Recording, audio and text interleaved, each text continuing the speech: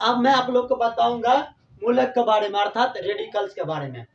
तो रेडिकल्स किसे कहते हैं, मूलक किसे कहते हैं? तो बताए जाते हैं कि जिस तत्व के परमाणु के संयोजकता एक हो, जिस तत्व के परमाणु के संयोजकता एक हो, उसे क्या कहते हैं? मूलक कहते हैं, अर्थात उसे रेडिकल्स कहते हैं। तो मूलक को दो भागों में बांटा गया, एक है ऋणात्मक मूलक, एक है धनात्मक मूलक।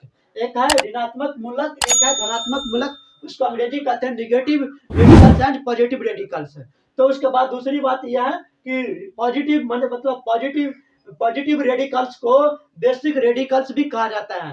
पॉजिटिव रेडिकल्स को बेसिक रेडिकल्स भी कहते हैं, उसे हिंदी में भास्मी मूलक कहा जाता है। उसके बाद निगेटिव होते हैं, निगेटिव रेडिकल्स को एसिड रेडिकल्स भी कहा जाता है, जिसे हिंदी में अम्ल मूलक कहा जाता है। तो समझ गए?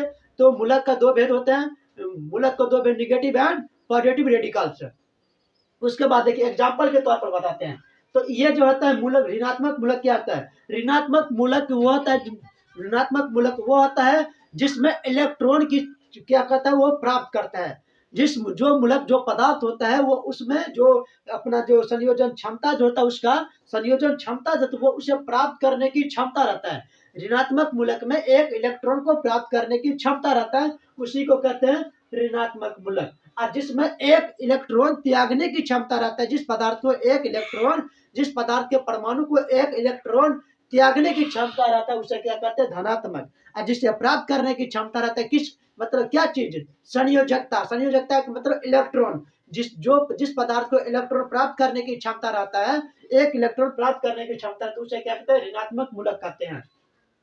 तो ये सभी कुछ हम एग्जाम्पल के तौर पर बता रहे हैं। जैसे कि हाइड्रोजन ऑक्साइड है, हाइड्रोजन ऑक्साइड क्या है? इसे एक परमाणु लेने की क्षमता है। तो जो लेता है तो उसे माइनस का चिन्ह लगा रहता है, वो उसमें ऋण आवेश रहता है। जो लेता है उस पर ऋण आवेश रहता है, इसीलिए हाइड्रोजन ऑक्साइड पर माइनस का चिन्ह लगा हुआ है। उसके बाद फ्लोराइड पर भी माइनस का ऋणायन का चिन्ह लगा, क्योंकि ये भी एक इलेक्ट्रॉन को प्राप्त करने की क्षमता रखता है। उसी प्रकार क्लोराइड हो जाता है, वो भी एक इलेक्ट्रॉन को प्राप्त करने की क्षमता रहता है। उसी प्रकार ब्रोमाइड, उसी प्रकार नाइट्रेट, उसी प्रकार हाइड्रोजन कार्बोनेट, उसी प्रकार हाइड्रोजन सल्फेट भी, ये सब क्या है? एक बंधक है जो एक इलेक्ट्रॉन को प्राप्त करने की क्षमता रखता है।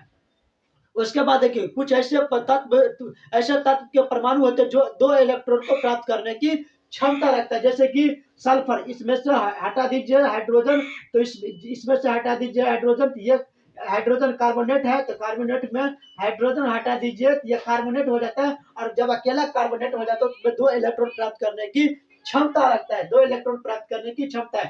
तो ये कार्बोनेट है, ये क्या है? ये कार्बोनेट है। और ये सल्फेट है, तो सल्फेट भी दो इलेक्ट्रॉन प्राप्त करने की क्षमता रखता है, इसलिए यहाँ पर ऋण आवेश का निशान लगा हुआ है। उसके बाद ये क्या है? सल्फाइड, SO3 क्या होता है? सल्फाइड होता है जो जो दो इलेक्ट्रॉन प्राप्त करने की क्षमता रखता है, उसे क्या कहते हैं? द्विबंधक डाइवाइलेंट, उसे क्या कहते हैं? डाइवाइलेंट। जो एक इलेक्ट्रॉन को प्राप्त करता है उसे कहते हैं एक बंधक। उसे मोनोवाइलेंट, जो दो प्राप्त करता है उसे क्या कहते हैं? द्विबंधक अर्थात डाइवाइलेंट कहते हैं।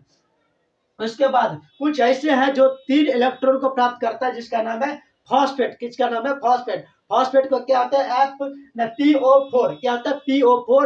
PO4, जिसमें तीन इलेक्ट्रॉन प्राप्त करने की क्षमता रहता है, इसीलिए इसे त्रिबंधक कहते हैं। और ये सब जितना कुछ भी है, ये अम्ल मूलक अर्थात ऋणात्मक मूलक के अंतर्गत आता है। अब मैं आप लोगों को कुछ दिखाता हूँ पॉजिटिव मूलक, पॉजिटिव रेडिकल्स या बेसिक रेडिकल्स। इसमें दो ही एग्जांपल, विशेषकर एक ही एग्जांपल में ज्यादातर बताते थे, वो है सोडियम। क्या है? सोडियम। तो सोडियम जो है, तो आप सोडियम की परमाणु संख्या आप जानते हैं कि 11 होता है, तो उसमें एक इलेक्ट्रॉन को त्यागने की क्षमता रहता है, इसलिए उस पर प्लस का निशान रहता है। जितना त्यागने की क्षमता रहता है उतना ही उस पर प्लस का निशान लगा रहता है। उसी प्रकार एग्जांपल हम मान लेते हैं कि पोटेशियम है, वो भी एक इलेक्ट्रॉन को त्यागने की क्षमता रखता है, इसीलिए के के ऊपर प्लस का निशान लगा हुआ है। तो उम्मीद है कि आप मूलक के बारे में समझ गए होंगे। अगर यदि समझ गए होंगे तो फिर मिलते हैं अगले वीडियो में। तत्काल जय हिंद, जय भारत, वंदे मातरम।